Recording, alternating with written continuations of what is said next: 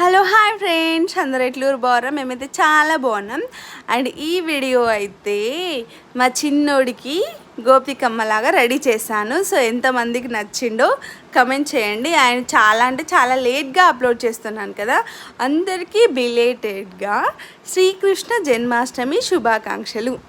And నేనైతే ఈ video లేట్గా పోస్ట్ చేయడానికి కారణం ఏంటంటే, మా మరిది గారి పెళ్ళి ఉండే, రేపు పెళ్ళి అనగా ఈరోజు కృష్ణాష్టమి అన్నమాట. సో అందుకే మేము రెడీ చేయలేదు, అక్కడికి వెళ్ళిపోయాను, టైం లేకుండే.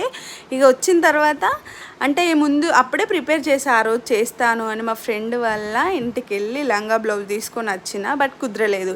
ఇక తర్వాత ఇంటికి వచ్చినాక ఆ డ్రెస్ కనిపించిన తర్వాత ఎప్పుడైతే ఏంది చేసేద్దాంలే అని అయితే చేసేస్తాను ఫ్రెండ్స్, రెడీ చేసేసాను. సో చూడండి ఎంత క్యూట్గా ఉన్నాడు. వాడు పడుకున్నప్పుడు నేనైతే బొట్లు పెట్టేశాను. అండ్ పారాని లేకుండే, సో ఆ తిలకాన్ని చేతులకి కాళ్ళకి పెట్టేశాను.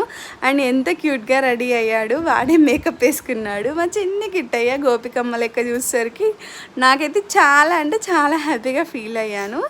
అండ్ ఇక చూడండి ఎంత చిన్న చిన్న క్యూట్గా ఎట్లా ఆడుతుండు వాడు ఆటలు.